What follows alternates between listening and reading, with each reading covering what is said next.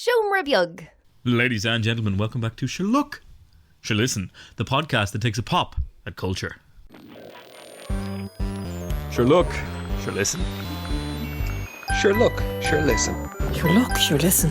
Sure look, sure listen. Sure look, sure listen.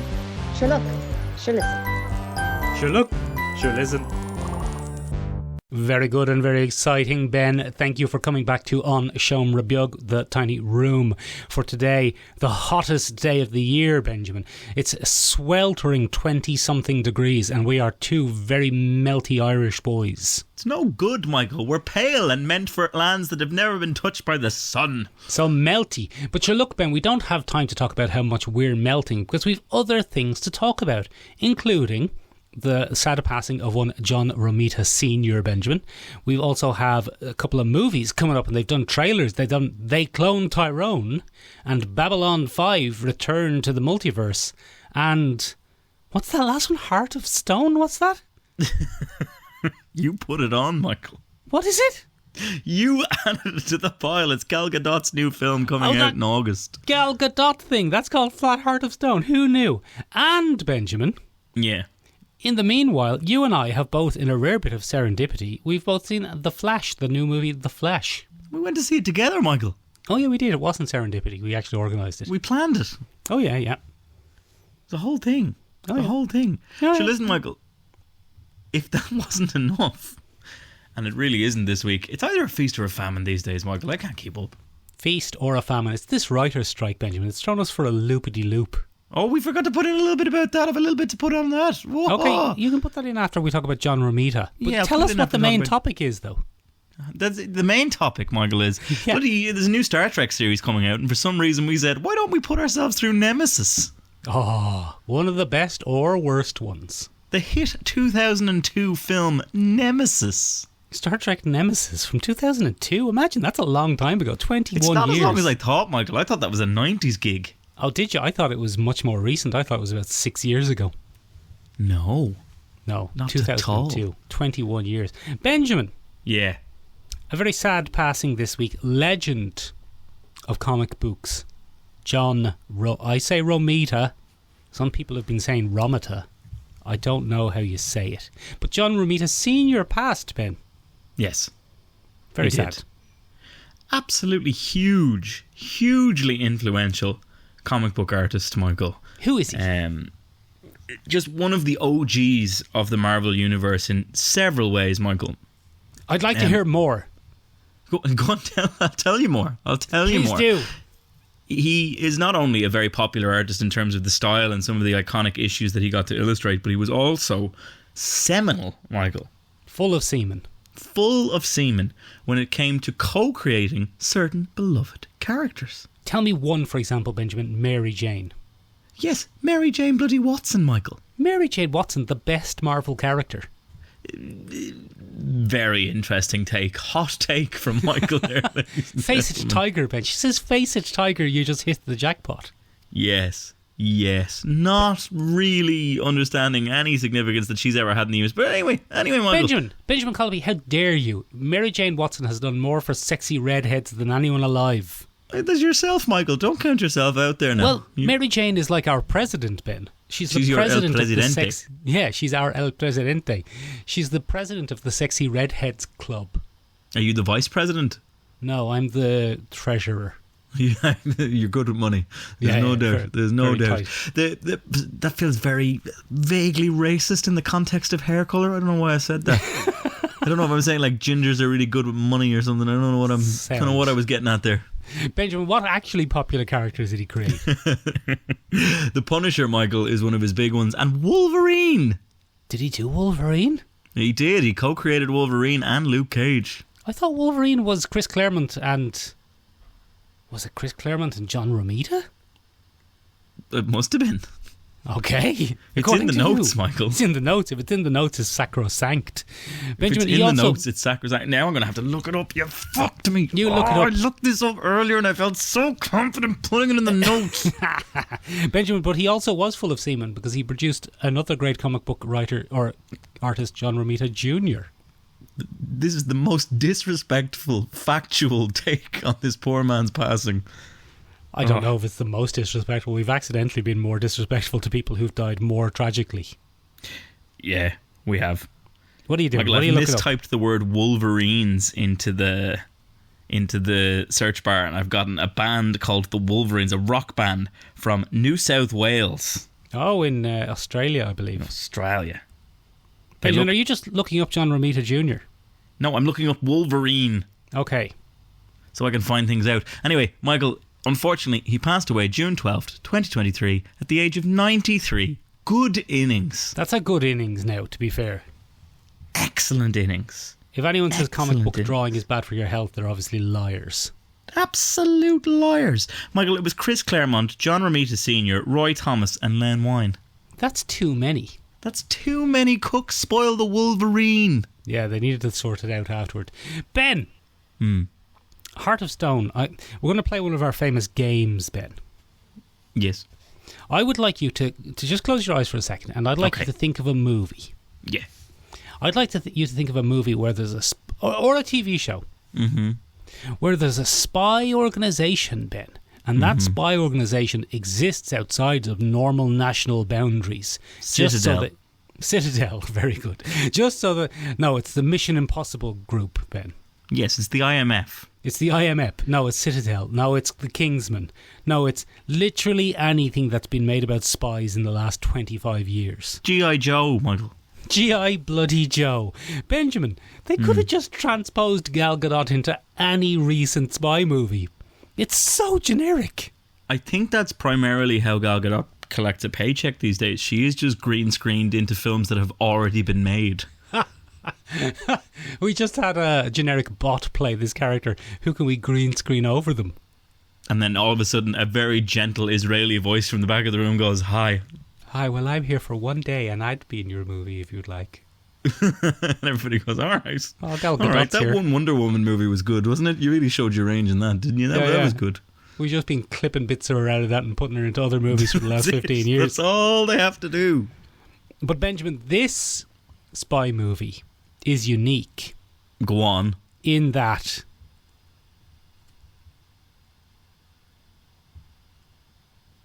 no, I can't think of anything. There's nothing. I can't think There's of nothing. anything. There's nothing. I can't think of anything, Ben. Michael, come here to me. What is it? This is Salt. This Right. is Atomic Blonde. Yeah, from This the producer, isn't it? Barbed Wire. Yes, This very is good. Citadel. Yes.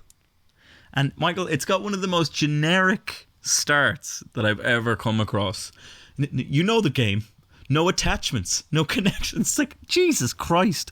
It is a better cover for a spy to have attachments and connections than to be a lone wolf with nothing. At this stage, At certainly. this stage of the game, all you have to do is look someone up on Instagram. And if they're not on Instagram, red flag. Red flag straight away. This person is definitely a spy. It applies to dating and it applies to spies. Fucking, if you don't have Instagram that we can check out, fucking red flag. You're definitely up to something, Ben. But what's unique about this one is that in this one... No, like I've got nothing, man. I can't think Absolutely of anything. nothing more. Is it perhaps the generic MacGuffin at the centre of it, which is actually a supercomputer AI that dictates all the decisions for them and then ultimately actually makes it arbitrary for the organisation to exist? No, because that already exists. That's been done loads of times. Yeah, it's called Wanted, Michael. For example, in Except the AI was a loom. In Wanted, at least it was a loom. But it's also like that. That is also. Isn't that in the one where Will Smith, the government is after Will Smith? Yes, it's called Hi, I'm Will Smith. I like to slap people when they speak about my wife. Yes, and the government is after me. And the government is after me. Michael. What? Michael. What? There is one thing that's very unique about it. Oh, yeah, what is it? It's... No, sorry, I no, thought I it's had not- something. I was no. going to give it a redeeming It's nothing. feature. I just, There's nothing. it just didn't. Gal Gadot has a bit of a fringe, I suppose. I don't know. Have you seen that haircut we on her haven't before? seen Gal with a fringe before. Yeah, so I suppose that it has that going for it. Why wouldn't you just watch Extraction 2? Is there an Extraction 2? Yeah, it's been out a few weeks. Oh yeah, we did talk about that in the podcast. I forgot Yeah. about that. Yeah, I forgot. Michael, come here to me. Jamie Dornan's in this. We've got an Irishman's MacGuffin. Oh. suppose I think that's she good. kind of falls for him in territory that we've never seen in a spy film, Michael. Cold-hearted spy who is detached from everything suddenly falls for someone and finds themselves in a perilous situation as a result. Jason Bourne. Jason Bourne. Did they get Jamie Dornan because Richard Madden wasn't available because he was filming the exact same thing Citadel? Yeah, no, that was it. They actually, fun fact about Jamie Dornan and Richard Madden, they actually just swap all the time. It's like the Parent Trap, but for movies. Yeah, but for movies with generically handsome men. Ben, this is the most generic thing I've ever seen. I thought this was a parody, I swear to God. It did have a touch of that about it, Michael. Doesn't it? I suppose there is one kind of unique thing that differentiates it from all those other films we've mentioned. And that is... No, I've got nothing. There's not. It's written by a comic book writer. No, like Wanted, yeah. Yeah, okay, oh, fuck. Like all of... Jeez, it's boring. Anyway, let's lay off Heart of Stone. We'll probably... Ben, we were talking the other day in our real lives about how at least 70% of the things we talk about we end up not watching or reviewing. Yes, but we failed horribly. I just have a funny feeling we will see this. Yeah, I think we might. I just have a feeling that we'll see it. And the funnily two of enough, us will be hungover from a night out in the town. Exactly. We'll be absolutely blasted. We'll have the remains of a kebab in our stomachs. We'll sit down and go, what the fuck is on? And there will be Gal Gadot's face, looking mildly smug. Yeah. Little bit going, of a fringe. come on, watch me. Yeah, and we will. And we will. And we will. Fuck's sake. What's next? Michael, speaking of films I actually will probably watch, we got a very unique trailer this week. Something that is quite unique in the movie landscape at the moment. We got a trailer for They Cloned Tyrone. Benjamin, the absolute cheek of this trailer, after just having exposed us to Heart of Stone, to show us something with some sort of attempt at having a style. Yeah. Style, flair, comedy, timing, throwback, nostalgia, humour. Oh! Temerity. Satire. The absolute cheek of them, Ben. It has my favourite man who shouts at you in the cinema, John Boyega. John Boyega's so good at a shout. He's very good at it. He's always shouting at you in the cinema. I miss Mark Strong. This is very specific. This is very specific to people who mostly go to view cinemas. Yes. But John Boyega's always shouting at you about not Is it using John your phone. Boyega that does the new shout where he's like, oi, got Yeah. you, didn't I? And it's just like, what? John Boyega, leave me alone. You know what? I've assumed it's John Boyega in the same way I assumed that the previous person was Mark Strong, but maybe it's not. Maybe it's impersonators. That's racist. Come here to me, Michael. Come here to me. All black people sound the same to you, Michael. That's what you're Mark saying. Strong's not black, Ben. Yes, he is. Yeah, I don't is see he? colour, Michael. Oh, okay. And it's why I'm not allowed to drive. Come here to me. Come here Yes. to me. Come here to me. Yes. This What is brings us very, very tastily to a classic Ben segment, which is Ben's retractions. Yes, very good. What I don't understand about how this movie is, how is Jamie Foxx in it when he's also dead? So I'd like to point out to the listeners, ladies and gentlemen, that Jamie Foxx, I never claimed Jamie Foxx was dead. I did claim he was in a coma, a medically induced coma, and he was at one point. Okay. He was at one point. However, by the time I decided to report that news, that had turned out to not be the case anymore. Yeah, he'd been fine for like a month and a half. But that's grand, Ben. There's no journalistic rigour expected of podcasts. I'll just never have a moment of spontaneity again, is Yes. what I'll do. I'll just Very avoid good. that happening in the future. We also got Tayon Paris in this, Michael. Is that her from Out of Being Photon? Yeah, it's Photon. Marvel's She's popping Photon. up. She's doing her best Kiki Palmer. She is, and doing it well, I might add. Keke Palmer is currently watching that trailer going, son of a bitch, stole my job. She's up in my bit. She's just up here doing my bit. So, Michael, this is kind of a blaxploitation throwback, Michael. We've seen this a few times. We have Black Dynamite, which was a big one of that. Black Klansman, which was a very popular Spike Lee joint, as the man himself would say. And then it has huge swings of Thank You for Calling. Do you remember Thank You for Calling? Yes. Yeah, so Lakeith Stanfield plays a young black man who becomes a telemarketer, and Donald Glover, not Danny Glover, not Donald Glover. Yes. Mixed it, nearly got me. Danny Glover teaches him to use his white voice on the thing, and then it becomes a bizarre kind of chaotic journey into how white people exploit black people. Ben, without wanting to give too much away about what I'm thinking of, is that the one with the horses? Yeah, that's the one with the horses. What the fuck? Yeah, but this kind of new wave of satirical blaxploitation is a real movie genre that's coming into its own, Michael. We're seeing it pop up all over the place. The three examples just mentioned being the most obvious. Yes. And then we have examples of it in a lot of the work of Jordan Peele. Yeah. Jordan Peele may be toned down a little bit, but they're not pure what we would have called in the early 2000s blaxploitation. Yeah, exactly. But it's a very fun look. So the premise of this looks very, very simple, Michael. They've cloned Tyrone, and it Tyrone, seems to anyway? it seems to be a white plot. Classic Whitey. Classic Whitey, keeping the man down. But come here to me, Michael. What? Come here to me. What? It looks to have, a very humorous take on the white exploitation of black people. Oh yeah. And cloning seems to be at the heart of a lot of this, Michael. I'm thinking in particular of the classic debut of Jordan Peele, bloody... Nope. No, not Nope. The one before Us? it. Twice. Them? Not Us, not Nope. No? Get Out. Get Out, thank you very much. So cloning, Michael, seems to be kind of an obsessive tone at the moment, and really becomes a kind of a useful narrative for the white exploitation of black bodies. Get Out wasn't about cloning. That was about replacing people in bodies, though. Yeah, but them was just Us was about flat. cloning as well. Us. All about it. Us. Is it called Us? Mad for cloning. Us, yeah. Yeah, Us. That's just flat out about cloning. That's just flat out about cloning, Michael. Just clones everywhere. As opposed to the third one, which is about aliens. That recent Alexander Skarsgård one as well.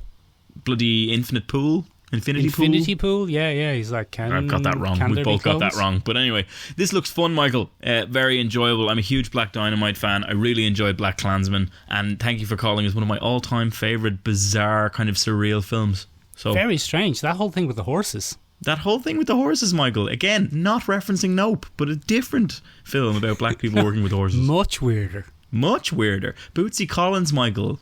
Funk and soul legend Bootsy Collins' directorial debut. And as weird as you would expect from a master of funk. And nothing like the trailer suggests is going to be. Big fucking lie of a trailer. Absolute lie of a trailer. Unlike, say, They Cloned Tyrone, which I think you're going to get exactly what you're expecting. We might get a big fucking lie of a trailer, Michael. You think so? Oh, that'd be interesting. That'd be good, wouldn't it? That'd be good. It's just going to be John Boyega shouting at you about turning off your phone for 2 hours. Yeah, just stop. Just turn it off. Turn that phone off. Yeah. That's all we're going to get. Michael, I'm going to go watch that one. That one looks genuinely good. As opposed to the next thing on the list, Michael, which I've forgotten to make notes about because I don't know anything about it. Babylon 5. Babylon 5 into the multiverse. Everyone's in the multiverse, Ben. Even late 90s TV shows now for some reason. Yeah, you'll notice on the running order, Michael, I put it down as Babylon 5 Return to the Multiverse. Yeah, I don't think Babylon 5 had anything to do with the multiverse, did it? No, not really, no. But now everyone's multiverses, Ben. We had an episode a few months ago called Everyone's Multiverses. Because now it's called The Road Home. Babylon 5, The Road Home. Very good. And it's weird. It's a 25-year later follow-up to a cult hit TV show. Very unusual. Very strange. Very, very strange, man. And it stars the character John Sheridan. Yeah. I assume it's John Sheridan. No, it is John Sheridan. And he was in charge of Babylon 5, Ben. But the weirdest thing for me about it, as someone who watched Babylon 5, is old Bruce Boxleitner, is that his name? Or Boxenleitner? The actor who played John Sheridan appears to be voicing him in this trailer. Bizarre. But he is 30 years older than he was when he played that character at that age. And to me, all of this trailer very much sounded like a frail older man playing a 35-year-old. Did you pick up on that? Or was it just me having seen the show that that felt really very obvious? cheap animation as well, Michael. It's a weird thing, isn't it? I don't even really know how it got put in front of me. I think YouTube said, "Here, you're a science fine man. You have a look at this. Tell me what you think." So just remind me, Michael, which one of the 90s space exploration shows is Babylon 5? Babylon 5 is the one where there was a big war. Mm-hmm. And after the big war, the humans are trying to do a big space station, and they do Babylon 1, and that's no use. And they do Babylon 2, no use. Babylon 3 and 4, also no use. And eventually they do Babylon 5, Ben. That's a lot of useless space stations to get to a decent one. Exactly, yeah. And what kind of made it special at the time was it predated Star Trek Deep Space Nine by a couple of years, I think. Oh, yeah. And it introduced the concept of sci-fi, televised, serialized sci-fi with character arcs and season-wide arcs and cliffhangers and to be continueds, and it was kind of the prototype in a lot of ways of modern sci-fi TV, sci-fi storytelling. As opposed to Alien of the Week.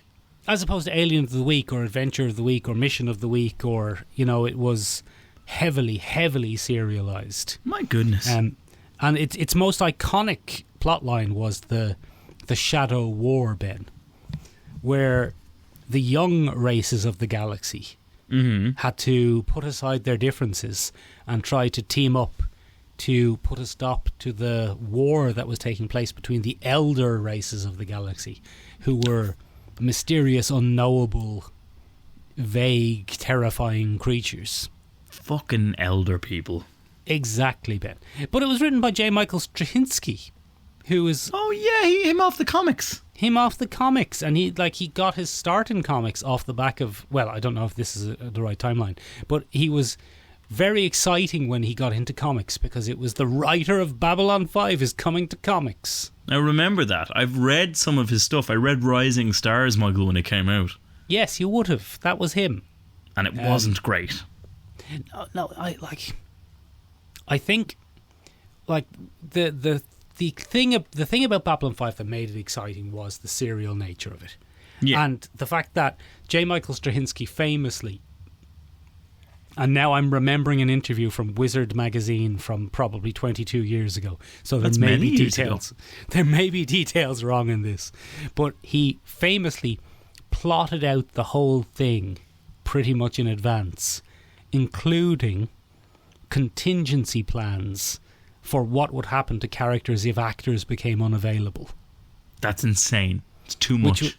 Which was something that bothered a lot of people about shows back then, that like a plot point might have to be dropped because the actor's salary negotiation for next season falls through.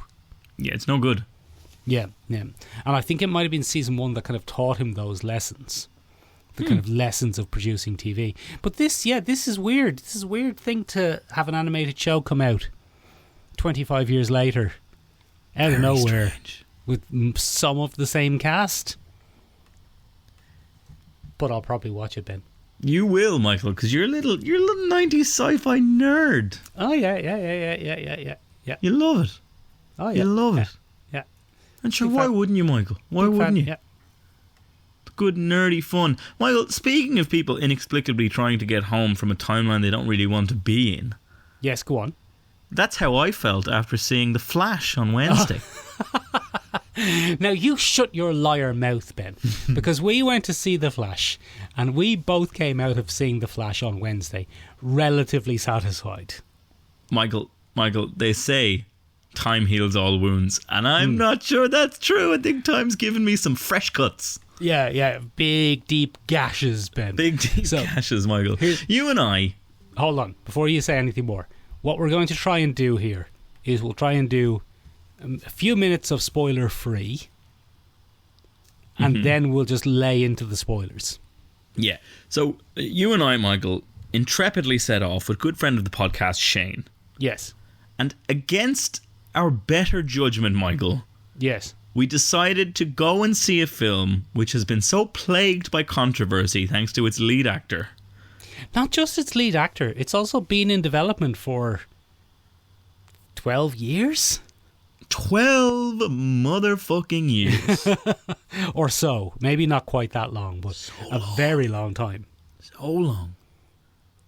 And we decided, look, you and I, we do a pop culture podcast, and we decided we'd go and have a look at this.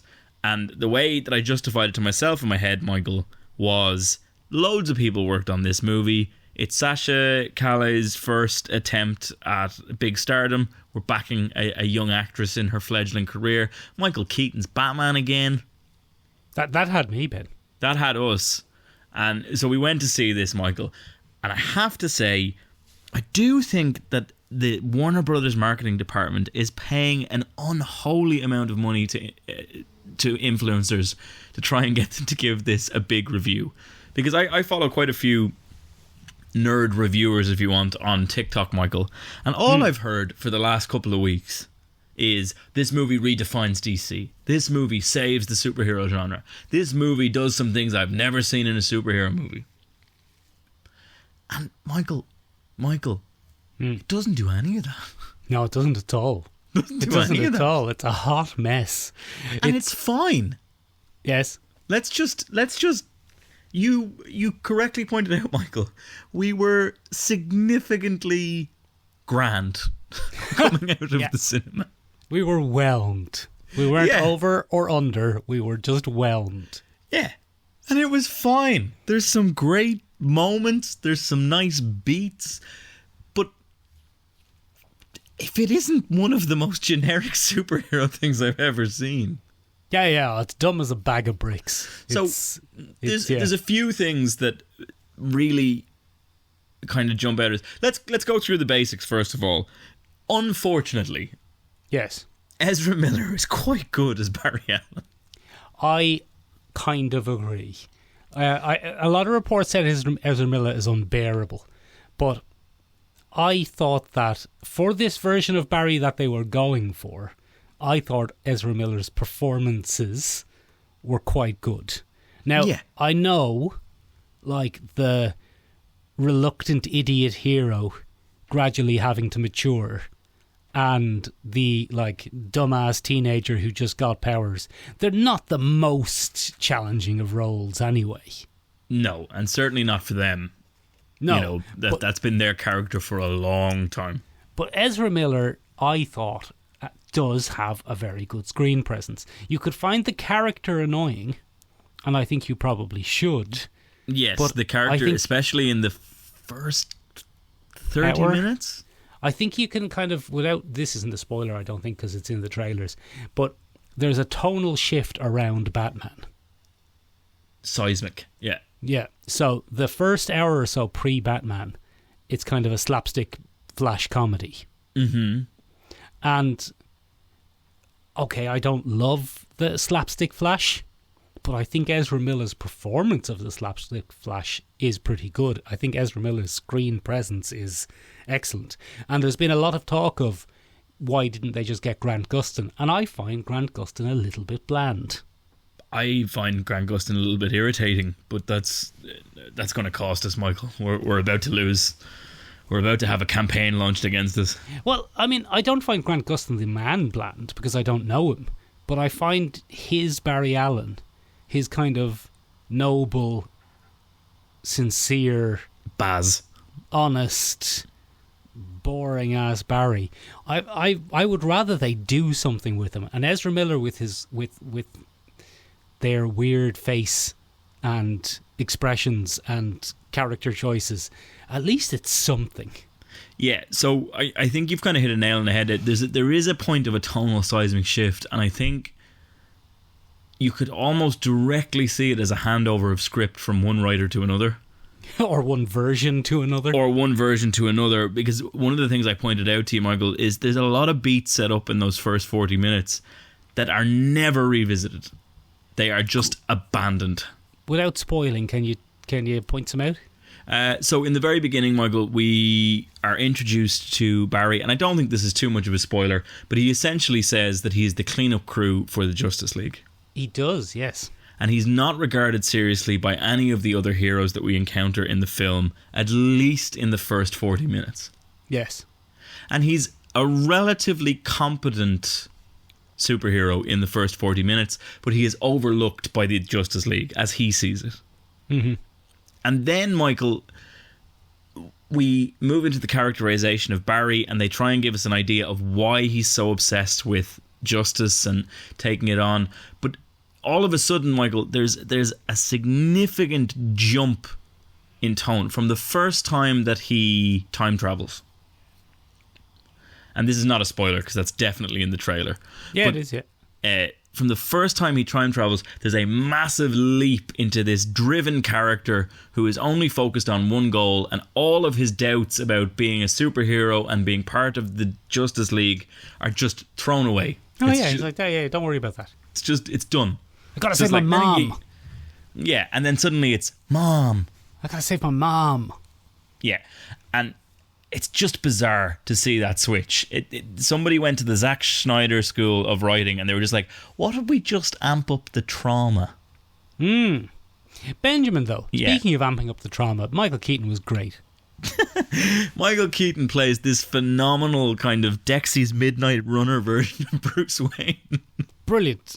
Fabulous. And I'm here for it. He's fucking bizarre. He's great. I mean, it's an extended cameo, really. Yeah. But it's very extended cameo. He's a plot bridge for most Yeah. of the film. Yeah. He doesn't do very much, but he does get a couple of very cool action scenes. He does. They're excellent. He's fun. Like, he lends a very necessary kind of grounding screen presence, and they need to cash in on Michael Keaton's Batman to kind of give fans that currency. And Supergirl was fine, but barely in it. Very good. A very fun version of the character, not given a lot to do. Almost nothing, 6 lines of dialogue, if even. if even, and probably could have been much better utilised. Probably. Very good screen presence, very believable angry Kryptonian. Probably could have done more with it. Yeah. Barely a character. Yeah, very strange. Yeah. There are some nice comedic moments in this, Michael, but the most heinous thing, I think, for me, and I think we both felt this on the time, the fucking CGI. The CGI in this is absolutely abysmal. It's so bad. It's so bad that Andy Muschietti, the director, has kind of come out and said, oh no, it's like that on purpose. Fuck off, Andy. Andy Yeah. Muschietti has come out with a few zingers over the last couple of days, and I will be getting to that in a second. Yeah. But the CGI in this is absolutely abysmal. Without going into spoilers, there's a humorous speedster, slow down, look at all the stuff we can do while time is basically stopped moment in this. But the CGI in it is like PlayStation 2 era CGI. It is Very much so. absolutely abysmal. The characters in this are less believable as humans than the lions in the live action remake of The Lion King. Jon Favreau delivers. He really does. What? He really does. Jon Favreau delivers. He's the man who directed The Lion King, the live action Did he? Lion King. Yeah, Did Jon he not Favreau. did he not do Jungle Book? Jon Favreau. Was it Jon Favreau? Jon Get out Favreau. of here. Doing Well, everything for Disney. Well, speaking of that, Jon Favreau, like Iron Man, 2008's Iron Man, Much better. much better CG than this. Much And better. This is inundated with bad CG. The action sequences have bad CG. The famous cameos have bad CG. The world that's created by the Speed Force, abysmal CG. But there are even bad CG moments where there shouldn't be. Like Barry is just talking and his face has been CG'd terribly. There's a bizarre scene towards the end of the film, Michael, where they obviously just rushed it. They obviously went, we need to get this out now, so make that happen. And what we got was Barry Allen's face just not functioning. It's weird. The CG is appalling. It is the worst visual effects I have seen in years. Yeah. There is a unique kind of concept in animation, Michael, and we've touched on this once or twice, I think, in the world of our podcast, in our little closed universe. And it's called the Uncanny Valley. And the Uncanny Valley is the relation between the object's degree of resemblance to a human being and the emotional response to the object, which is a very complex way of saying is if something tries to resemble human characteristics but misses certain key aspects, usually around the eyes, it will do nothing but unnerve the observer. Also known as the Polar Express effect. Also, Benjamin. yeah, in famous pop culture it's that. But somebody Yes. in the Flash CG department, and I'm not certain it wasn't Andy Muschietti, went, oh, I like that. Yeah. Let's just do that for the whole thing. Let's do it for the whole thing. Benjamin, I actually thought the Uncanny Valley was just where this was set. Ah, very good, Michael. Very good. I thought that up before the podcast. I thought it was just set in the Uncanny Valley. The CG is just fucking abysmal. It's some of the worst effects I've ever seen put to screen. But then there are flashes of brilliance. Pardon Absolutely. the pun. Like the very first run that the Flash goes on is probably the best live action speedster shot we've seen since Quicksilver blew the world away with that time in a bottle scene the first time in X-Men First Class. Absolutely. I really miss that scene in X-Men First Class. Well, that scene in X-Men First Class is responsible for a lot of stupid shit that's happened. Not necessarily, world. it wasn't First Class, it was the second one, wasn't it? No, it was First Class, wasn't it? No, they rescue him from the prison. So it Was can't it? be Oh, it was Days of Future Past. Days of Future Past. Oh, you're very right. Not to correct you on the podcast, but just to correct you on the podcast. Yeah. Work away. Come here to me, Michael. Let's lean into some spoilers here. Let's All get right. into it. Let's strap on the wellies and have a wade into Lake Spoilt. Oh, Lake Spoiled. Watch out, everybody, for anacondas or big crocodiles. Ben, Those are spoilers. the cameos. Oh, Michael, fucking robbed. We were robbed. Right. So we were very excited about these cameos. I allowed myself to get too excited, Ben. And you infected me in the car on the way there. So we were expecting like an end game level of superheroes showing up to give Barry a dig out. Yeah. And we were expecting like, I had my fingers crossed for Michelle Pfeiffer Catwoman. We were thinking, I don't know who's going to come. Some of the CW characters, Maybe. the Justice League. Maybe. We're going to have like a Crisis on Infinite Earths multiverse event where every DC character from the last 20 years comes to help Barry fight whatever is going on. No, it's Batman and Supergirl. We didn't get that, Michael. No. We got...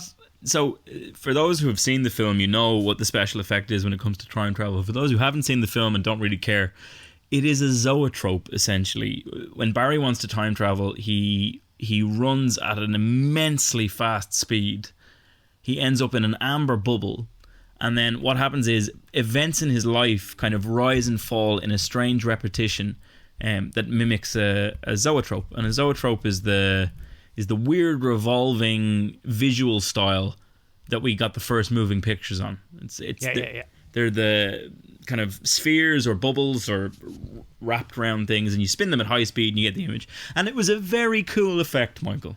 In fairness, First time they did it, yeah. as a concept, good idea. And then, Michael, they were just like, yeah, but we can cut the budget on it because people get it now, so we'll just do it again.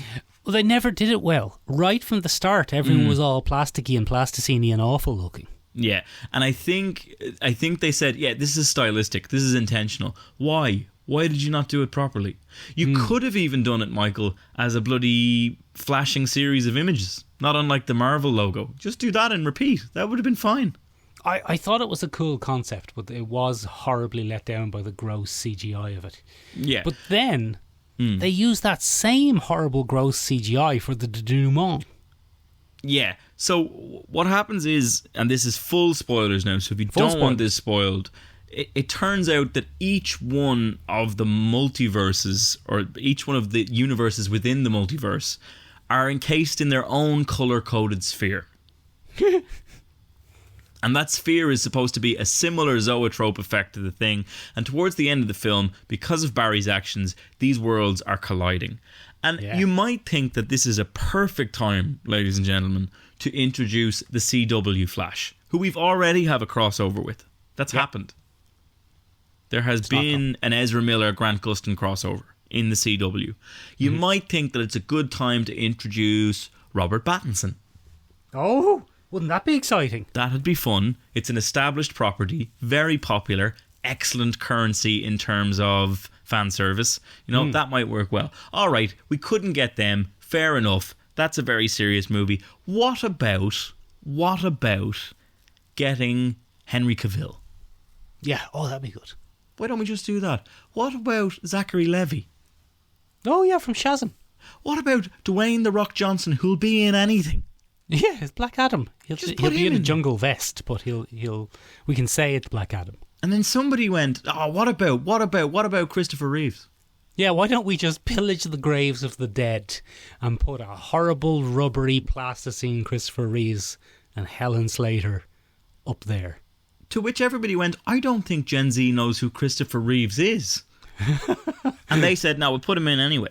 And then they said, all right. Well, if we do that, we're going to have to come up with a big heavy hitter that everybody knows about to offset the slightly obscure feel of Christopher Reeve's Superman. No, hold on. I'm not having this. I like where you're going with this bit, but I'm not having you call the original superhero movie star obscure. All right. Just because 17-year-olds don't know who he is. For the purposes of my bit, can I have it? No. Okay. Take it back. I take it back. Then somebody said, we need a real heavy hitter now to offset the slightly forgotten first superhero film. Oh.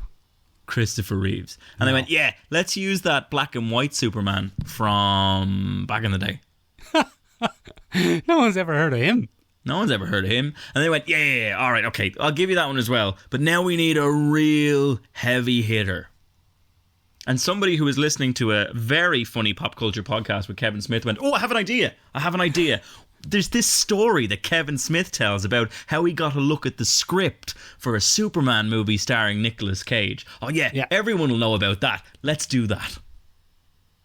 And in fairness, Michael, that landed far better than it should have. Because the three of us went, there were three grown men in the middle row of View Cinema in Liffey Valley. They went, hey, whoop, whoop. Nicolas Cage fighting a giant spider. Fucking mental. Sorry, excuse me. Rubbery plastic Nicolas Cage fighting and a then giant we spider. got that, Michael. None of those actors were there. None of those actors were on set. All of them signed away the rights to their face for this bit. It's bizarre. I don't think Christopher Reeves did, because he was dead before that concept even existed. Someone in his family did.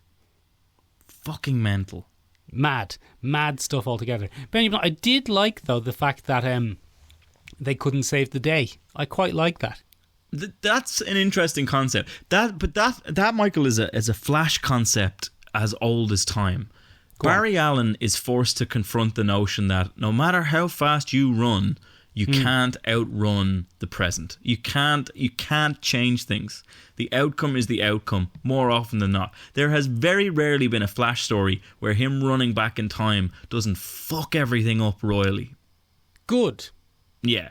You can hear more about that, ladies and gentlemen, on last week's episode on the Flashpoint. Yeah. No use. But come here to me, Michael. This is where there's a lot of chutzpah put out by this director. So Anthony Muschietti earlier in the week, not only has he claimed that his CGI was intentional, Michael, but he also said something along the lines of, we borrowed some of Flashpoint, but we didn't borrow too much because nobody knows where this is going. We want to keep you guessing. Nobody knows where this is going except anybody who's ever watched the CW Flash. Go on.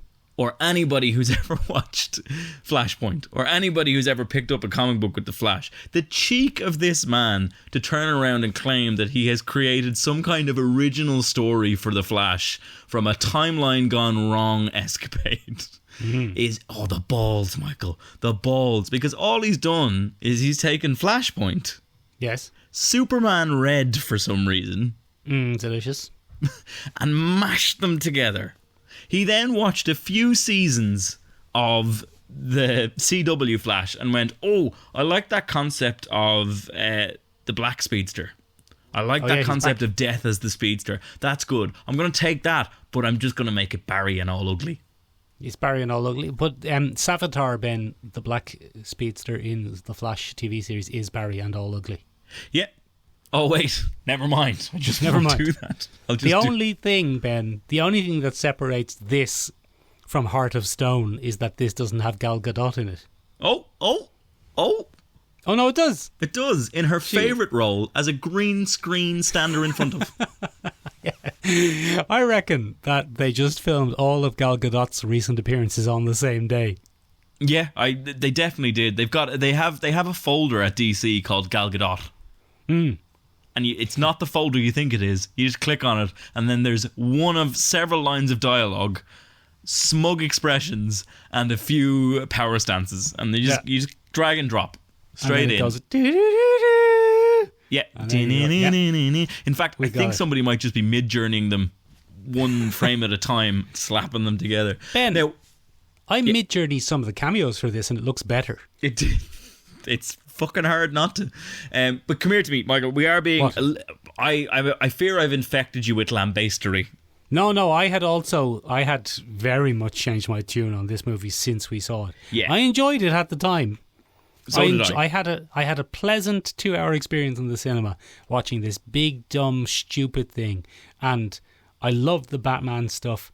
I thought it was interesting that they couldn't save the day.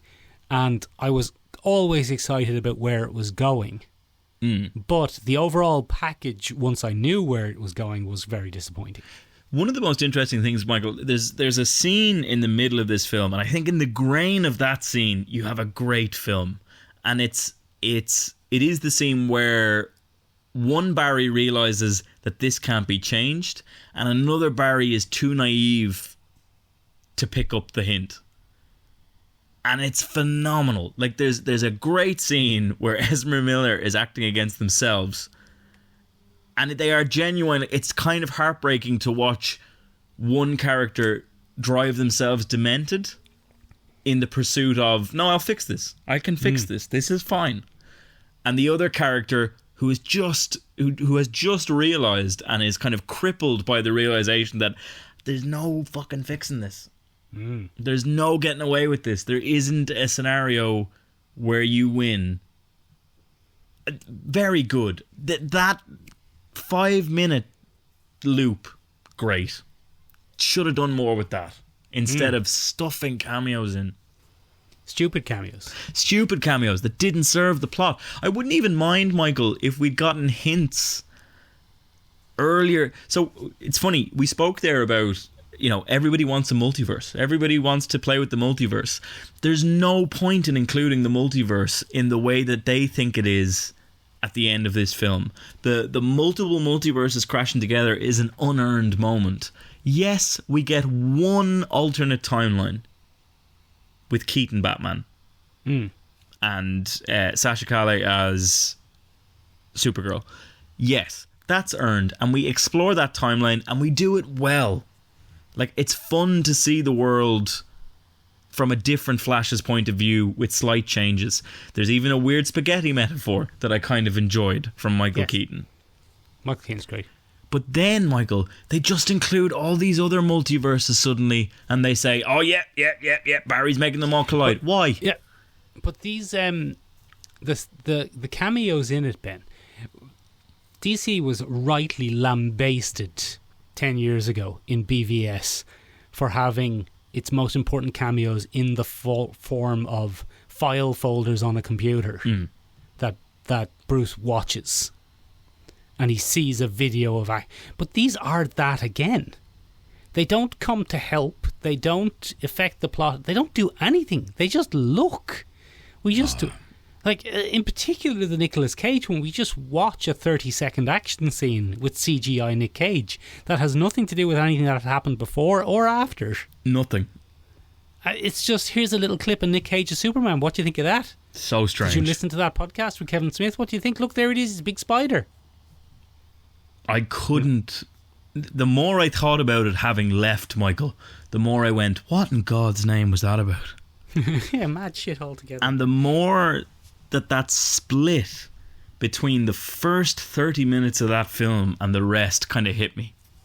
Very good. Ben, Yeah. why did we watch Star Trek Nemesis? So apparently there's a Star Trek thing coming out, Michael, and we put What? this is what happens when we don't have a fucking June production meeting. We were supposed to. You were tired. We didn't. Oh, fuck you. Oh, fuck you, I'll show you you the unreasonable sod. I'll put the text on Instagram, Oh, Ben. fuck you. How dare you? How dare you confront me with the consequences of my own actions? Oh, what's this? Consequences? The cheek of you. Yeah, you're absolutely right. Yeah, you're absolutely right, Michael. We should have had one. We didn't. We'll be rectifying that very soon. We decided we'd watch Star Trek Nemesis, Michael, and you and I, because we don't really like ourselves, Michael. Why else do you start a podcast? Exactly. But we don't really like ourselves, so we put ourselves through 2002's Star Trek Nemesis. Benjamin, let's play one of our famous games. Yeah, go on. I'd like you to close your eyes. And I'd like for you to imagine a Star Trek movie. And in the Star Trek movie, everything seems to be going pretty well for the crew. Yeah. Until, out of nowhere, comes a mysterious figure with mysterious links to the captain's past. Dun dun dun. And this mysterious figure has somehow got hold of a terrifying super weapon. Oh no. And they're, based on their grudge with the captain of the starship, they're going to use this mysterious super weapon to extract revenge. But, Ben, you needn't worry, because the cold and logicless and emotional member of the crew will step in at the last second and sacrifice themselves to destroy this terrifying weapon. Oh yeah. But don't worry, because you'll get a hint from something that happened earlier in the film that maybe that crew member's logic or brain has survived, and in a future film we might be able to go back and get them. That'd be good, wouldn't it? Yeah, so what film do you think I was describing? You're describing the absolutely seminally classic Star Trek Wrath of Khan. No, I was describing Star Trek Nemesis. Oh, fuck. This one. Did you not watch it? Oh. I doubled the bit back on you, Ben. You did. I see what you did. You minx. You're a real Tom Hardy. You're a real Tom Hardy. Benjamin, I'm a real tricky Tom. Oh, Tom Hardy's in this. Yes. What's his name? Shuyukun? Shinzon. Shinzon. Ladies and gentlemen, since I've already revealed Ben was too tired to do the production meeting, I also want to give a further glimpse behind the curtain, I was watching Star Trek Nemesis the other day, and I texted Benjamin, and I said, Benjamin, the character Shinzon is just Bane. Yes. And Benjamin texted me back, and he said, Shinzon from Star Trek Nemesis. And I said, how many fucking Shinzons do you know? How many Shinzons do you know, Ben? Michael, this film must piss off Star Trek fans. It does. I'm not a Star Trek fan, Michael, but we talked last week about how the film Apocalypse War, the animated film Apocalypse War, is a pain to watch for DC fans. And I can only imagine that pain is the same that Star Trek fans must watch when they watch Nemesis. Okay, so Ben, I was a huge Star Trek fan when this came out. Okay. I was an enormous Star Trek fan throughout the 90s. Star Trek was my thing. Right. Much less so these days. Not as a result of like the kickback against the woke brigade. Not one of them. No, I started drifting away from Star Trek around the time of Enterprise with Scott Bakula. Oh yeah, I love Scott Bakula. Yeah, Scott Bakula is great, son of Dracula, and but up to that point, Benjamin, when Star Trek Nemesis came out, I could tell you the name of every episode of Star Trek The Next Generation in the order it was aired. Oh yeah. Like, I knew Star Trek. And the irony of Star Trek Nemesis was that whoever made Star Trek Nemesis, in the complete opposite of me, had never seen an episode of Star Trek. But that's genuinely true. I know. He had never seen... He was an action movie director who had never seen an episode of Star Trek.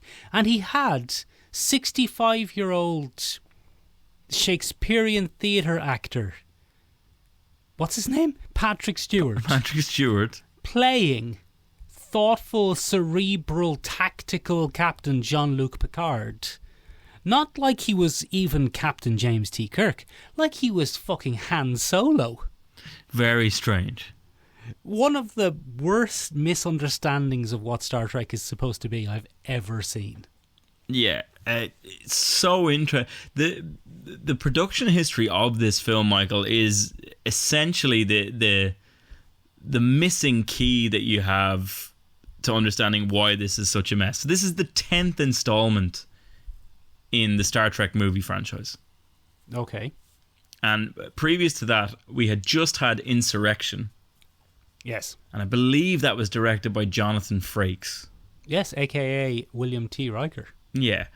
And so, if nothing else, that's at least a man who kind of gets Star Trek. Intimately familiar with Star Trek. Yeah. He gets it. He understands how important it is to fans. And has said since that came out, Michael, that he would have directed it had he been asked. But he didn't get that chance. So I did a bit of digging into this, Michael. And I wanted to understand what was going on and how this kind of got made. So it turns out, Michael, that Brent Spiner, the man behind Data, Brent Spiner, the man behind Data, he was in a Broadway revival of a very famous Broadway musical called 1776. Go on. And the man who had worked on that and had brought that revival forward and kind of updated the script was John Logan. John Logan from Ireland's Eurovision entries. Johnny Logan. No, not that guy. But John Logan, who wrote the script for Ridley Scott's seminal film Gladiator. Oh, go on.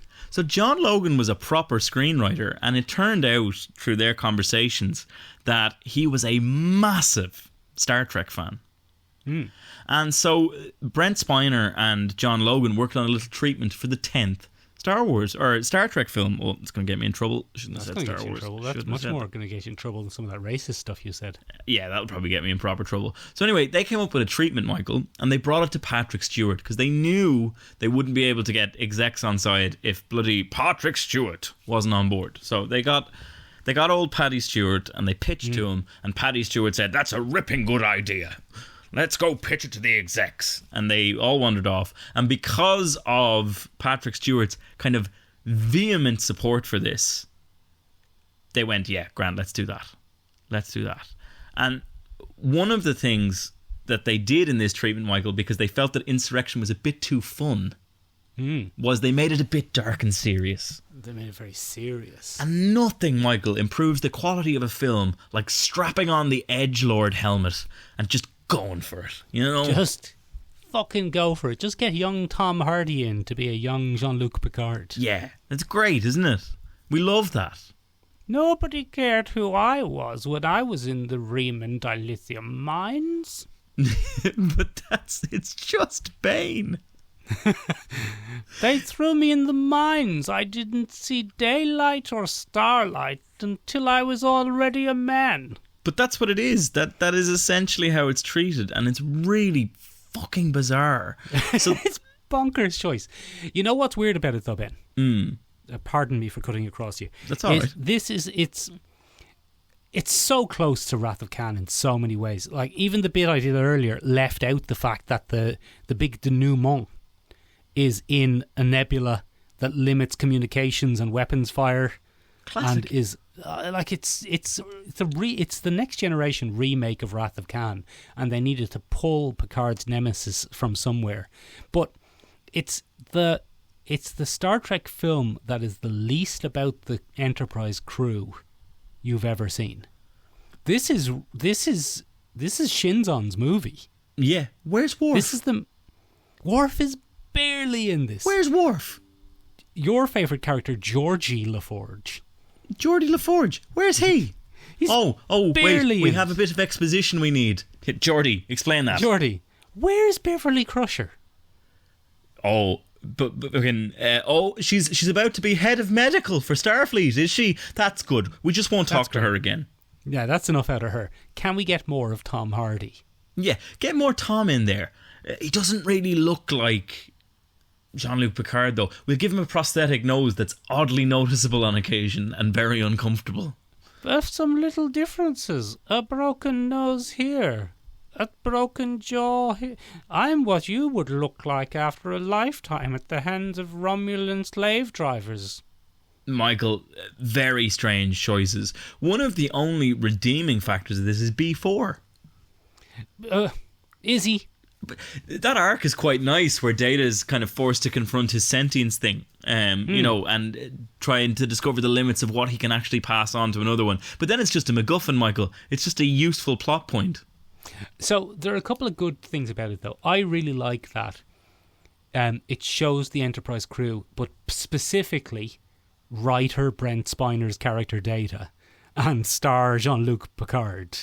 It shows them as very competent. I love the bit where they teleport B4 over and then kidnap Picard, and then it's revealed that the Enterprise crew, the best and brightest in the Federation, predicted that. Yeah, they knew. And they turns out they swapped data and it was all a trap. Great stuff altogether. Fabulous. Like there are some moments like that that's really good. But this is just a weird action movie. Why are Picard and Data and Worf in a Dune buggy? Michael, what the fuck was the Dune buggy scene? The fucking Dune buggy. Why didn't they beam them off? Ions, I guess. Oh, it was probably ions, Michael, messing with the transporter. And Worf has the thing and it's all wobbly and like, why doesn't the 25th century technology phaser cannon have a gimbal even? Like a modern thing. It's fucking to bizarre. Hold it steady. It's bizarre. They just do a big Mad Max in the middle of it. Fucking bizarre. So, and it should have been okay. Nah. The director they got, Michael, was huge. But he's an action movie director. He's an action movie director. But Star Trek The Next Generation is not an action movie franchise. So here's the interesting thing about that for me, Michael, is I thought he had directed lots of things. Stuart Bard, by the way, is who we're talking about. He hasn't. He hasn't. He's edited lots of things. Yeah. And I would have thought, Michael, we would have gotten a much better movie from an editor of his caliber. Lethal Weapon 1. Yeah. Lethal Weapon movie. 2. Good action movie, yeah. Die Hard 2. Okay, action movie. Tango and Cash. Bruce Willis. Superman 2, the Richard Donner cut. Bruce Willis isn't in Tango and Cash. Ben, yeah, he's an action movie director, and this isn't an action movie franchise. Bizarre. And it killed the franchise. This it did. killed it killed it stone fucking dead. Absolutely stone dead. Killed the franchise. There's a couple of other weird things about it. Like there's an absolute waste of Ron Perlman. Ron Perlman is the Viceroy. He doesn't even get a name. He does. He's just the Viceroy. And he ends up in a fist fight with movie director Jonathan Frakes. And Jonathan Frakes wins. What's that about? Gas. Jonathan Frakes doesn't look like he could throw a punch. He can't. He hasn't served in the mines. No, not in the dilithium. He's not a hardened man. No, not at all. One of my favourite things looking this up, Michael, is so the death of the Viceroy is a fall. Yeah. He falls. And several Star Trek Enterprise nerds have pointed out he couldn't have fallen. They were fighting on the ground floor of the Enterprise, essentially. And then they go on about the 29th floor, except that they have established many, many times in the Star Trek lines that there's only 24 decks. On the Enterprise E. On the Enterprise E. So this 29 bollocks can get fucked. Yeah. Yeah, it's weird. It's a weird movie. Like, it's well acted. It's fine. Yeah, Tom Hardy is very good as the prototype Bane. Yeah. And the crew members, when they get to be the crew members, are all exactly the lovable crew members you remember. A great bunch of lads. Grand bunch of lads. But it is just a bizarre action movie that uses the Star Trek character faces. Yeah. And it's odd. It's very, very odd. It's Picard. You hit the nail on the head. Picard has such strange characterization in this. Go on. He's just Han Solo. He's just rushing in, fucking leading the charge, and it's weird. Yeah. It's. I'm going to go across on my own, and I'm going to fist fight my younger, more injured clone. What do you mean, Jean-Luc Picard? Jean-Luc. Noted diplomat and silver-tongued devil. What do you mean you're going to fist fight him? Oh, have you gone? I thought you'd gone. Oh, we're both gone. Oh, you're back. I'm back. I never left. You just wandered off. From my perspective, you left. Oh, very good. We both have dementia. Anyway, ladies and gentlemen, what did you think of the seminal classic Star Trek Wrath of Khan? What did you... Oh, sorry, Nemesis. Wrath of Khan's great. Wrath of Khan's very good. So good, They tried to make it again. Yeah, exactly. And it wasn't even Do you starring think Data Benedict will be back? Cumberbatch this time. Yeah. Oh, they've tried to make it twice again. Twice again. I would say that this is better than that. Du temps. Oh, maybe. I think that this is a better film than Star Trek Wrath of Benedict. On its own, but what outside about, of the but what outside about the of the franchise. What? What about the Beastie Boys? Oh, the Beastie Boys were in that one. That was good. Yeah, they had the soundtrack. The whole thing. No, Michael, it's probably better. The J.J. Abrams Star Trek stuff is very forgettable. Yeah, and a little bit too convoluted. The one thing you can say for this is that it is, it's a pretty tight story. Pacing's a bit slow. Pacing's a little bit odd, but it's a very tight story. I mean, one of my favourite things about this is that for the crew of the Enterprise E, they probably won't even remember this. No. It's like slightly more eventful than an average episode. But for me, it was a Tuesday. Tuesday, exactly, Ben, exactly. Ben, tell the listeners about the poll. We're going to have to come up with a name for that. The Raul Julia paradox or something. I don't know. The poll, ladies and gentlemen, we did a poll. We did a classic Sherlock Shall Listen poll that you could be a part of if you just follow us on Instagram at Sherlock Shall Listen Podcast. But the poll we put up, who's the best damn captain in Starfleet? Yeah, it's Picard. Who is it? And we gave people a vote. We said, could it be Kirky Boy? Yeah, no. Could it be Janeway? No. What about classic Cisco? I mean, maybe. No. But no, it's sexy suave Jean-Luc Picard with 11 votes and 69% of it. Ooh-wee. How 69. fitting. 69. Very bloody good. Patrick Stewart. Ladies and gentlemen, do you agree with those polls? If you didn't, get in touch with us in a few different places. You can find us on the interwebs at www.seomrabeag.com, seomrabeag.com. It means tiny room in Irish. It does indeed. You can find us on the interwebs, on the Instagram at Sherlock Shall Listen Podcast. It means Sherlock Shall Listen in English. Or up there on TikTok at Sherlock Shall Listen Podcast. Is it? Yeah. But the best way, Michael, to get in touch with us, the best way What is it? is to get up on the Discord. Hop up on it. The Get link up is in on the it. description down below there. Yeah. Great stuff altogether. Ladies and gentlemen, thanks a million for listening to us. Bye-bye. Bye-bye. See you next week. We're going to talk about Indiana Jones. Yeah. The really good one, Crystal Skull. Tune in. Oh, no. Yeah.